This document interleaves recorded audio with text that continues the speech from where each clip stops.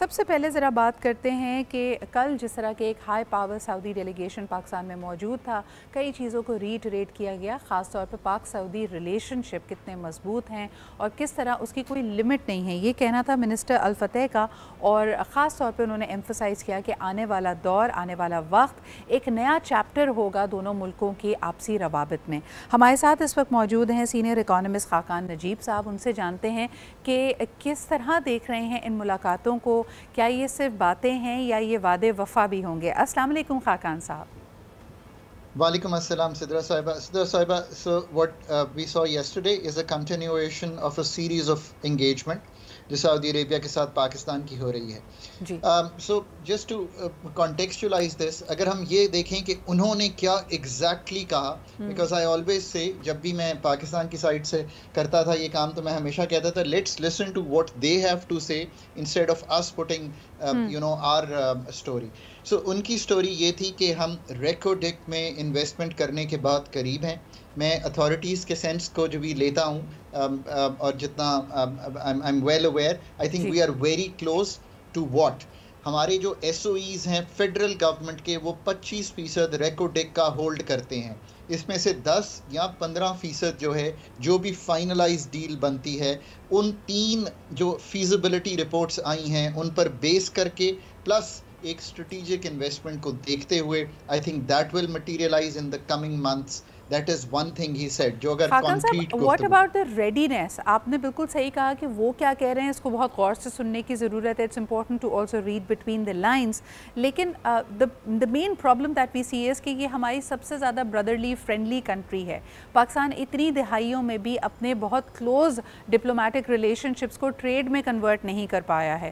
So what will change right now؟ And right now the country seems to be going through a very critical time period، especially جب ہم اپنے political environments کو دیکھتے ہیں۔ تو یہ تو انٹرسٹڈ ہیں ریکوڈیک میں، لیکن ہم کتنے تیار ہیں؟ So go back 2019 His Royal Highness Pakistan میں تھے، 20 ارب ڈالر کی ریفائنری کی گفتگو ہوئی۔ 2024 اکتوبر میں I'm talking to you ایسا کوئی بھی چیز نہیں ہوئی۔ So readiness کا جو اندازہ ہے وہ تو آپ آن گراؤنڈ جو ہوا اس سے لگا لیجئے۔ So obviously کچھ نہیں ہوا۔ So that's not a story we want to repeat۔ The thing that is different this time، کچھ تو ڈھونڈنا ہوتا ہے انسان نے اور کچھ کرنا ہوتا ہے، اور اسٹیٹ میں ہمیشہ کوئی نہ کوئی موومنٹ ہو رہی ہوتی ہے۔ بی او آئی کے اوپر ایک ادارہ SIFC کے نام سے بنا اور وہ ریڈ ٹیپزم یا جس کو آپ کہیں کلاگڈ آرٹریز جو ہیں ہمارے سسٹم کی ان کو ان کلاگ یا اسٹینٹ کر کے اگر پش تھرو کرتا ہے۔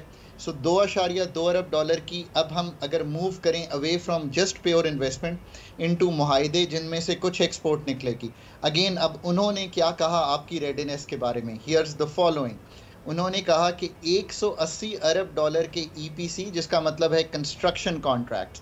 اب ایگزیکٹلی ریڈ کیجئے انہوں نے دوسری بات کیا کہی، انہوں نے کہی کہ دنیا کی سب سے بڑی کنسٹرکشن سائٹ سعودی عربیہ ہے now and in coming years ہم 1.8 ٹریلین ڈالرز کی کنسٹرکشن کرنے جا رہے ہیں، اور یہ چیزیں unfortunately this is the word he used موجود نہیں ہے سعودی عربیہ سے، ہمیں دنیا سے منگانی ہے۔ ہم پریفرینشیل ٹریٹمنٹ اگر اب کورٹ میں ورڈز ہیں ان کا کوالٹی میٹ کر لے پاکستان تو ہم دینے کو تیار ہیں، اگر وہ ان پرائسز پہ ہو جو لوور ہیں کمپیئر ٹو دا ورلڈ۔ سو یہ ریڈینس کر لیجئے۔ سو پروجیکٹس SIFC نے کلاگڈ آرٹریز کو نکالنا ہے، یہ پروجیکٹس B2B ہوں G2B ہوں یہ کرنے ہیں۔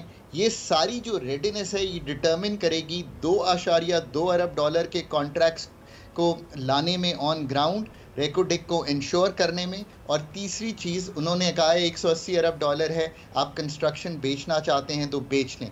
ایک اور بات انہوں نے کہی، again let's stick to what he said, کہ ہم ITES میں دنیا میں بہت کچھ کرنا چاہتے ہیں، ان کی سٹیز ہوں، میڈیکل، AI ہو، اس میں آپ کی تیاری ہو رہی ہے، تیاری کیجئے، ہمارے ساتھ ملیے۔ یہ ویک اپ کال ہونی چاہیے۔ دیکھیں as much as I'd like to see the silver lining in all of this, اور یہ بڑی اہم ہے پاکستان کے لیے اس وقت، تو we are struggling to ensure a life line.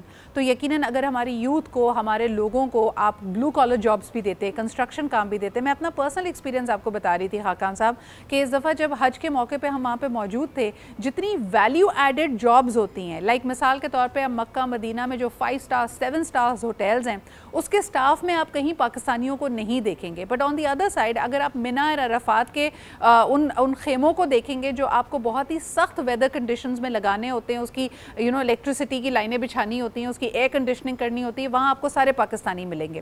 So the value addition and what we get as remittances, یہ جب کنسٹرکشن ہونی ہوگی اس میں yes they need hands and feet, they need the human labour to be doing it, لیکن is that the low hanging fruit Pakistan is going for?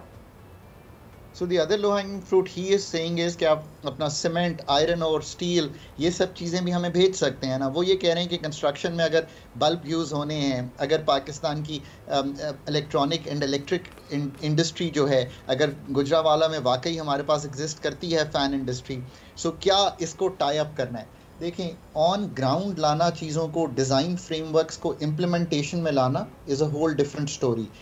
جو SIFC کا model ہے اس میں اس کو پش کریں, بٹ یہ بھی سوچیں کہ یہ چیزیں لانے کے لیے آپ کو بڑے ٹیکنیکل لوگ چاہیے جو ان فیزیبلٹیز کو سمجھتے ہوں اور سیلیبل بنا سکیں, جو ان گراؤنڈ ریالٹیز کو ٹائی اپ کرا سکیں, پاکستان کی مارکیٹنگ کر سکیں. آپ کا جو خدشہ ہے, میرا بھی یہ ایکسپیرینس ہے کہ ہمارا ویئر ود آل بہت کمزور ہے when we need to connect, کیونکہ وہ زبان ہی بولنا ایک فرق بات ہے. دوسری بات جو آپ نے کیا نا, اس کی تھوڑی جزیات میں جائیں. دیکھیں اگر دنیا بھر میں میڈس ٹرین ہوتی ہیں فلپین سے, اور I was just working in Paris and we had the best trained staff and وہ وہاں سے آتا تھا. تو میں نے ان سے پوچھا ایک دن کہ یہ کیسے آپ لوگ اتنے ٹرینڈ ہیں, how are you good at not only cooking but cleaning but and being just punctual and being on time, how do you do all this. آپ کا ویلیو سسٹم اور آپ کا ایتھکس ایسا ہے کہ دنیا آپ کو سراہ رہی ہے and you easy to work with.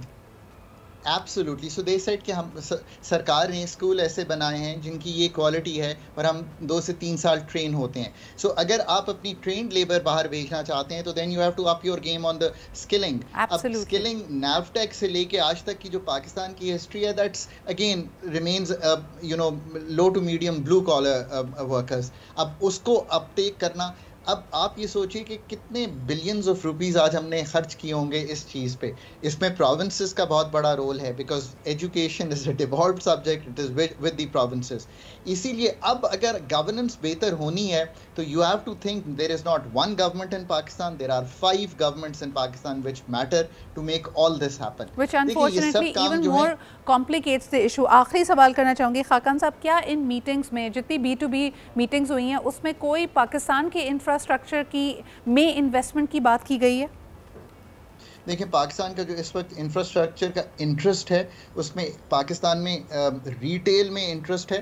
Pakistan کی ایک کمپنی تھی گو جو پاکستان میں کام کر رہی تھی, ارامکو نے گو کو پچھلے کچھ مہینے قبل اس کو خریدا اور اپنا ریٹیل آؤٹ لیٹ بنایا. اگین میں گو بیک کرتا ہوں کہ انہوں نے کیا کہا. انہوں نے یہ کہا اس کل کی گفتگو میں کہ میں سمجھتا ہوں کہ فاسل فیولز میں ہمارا فٹ پرنٹ سعودی عربیہ کا بہت رہے گا. اس کو انہوں نے عملی جامہ کیسے پہنایا, جس کو آپ کہہ رہی ہیں نا عملی جامہ. کچھ عرصے پہلے گو خریدا, پاکستان کے 25 کروڑ عوام کو پیٹرول بیچیں گے.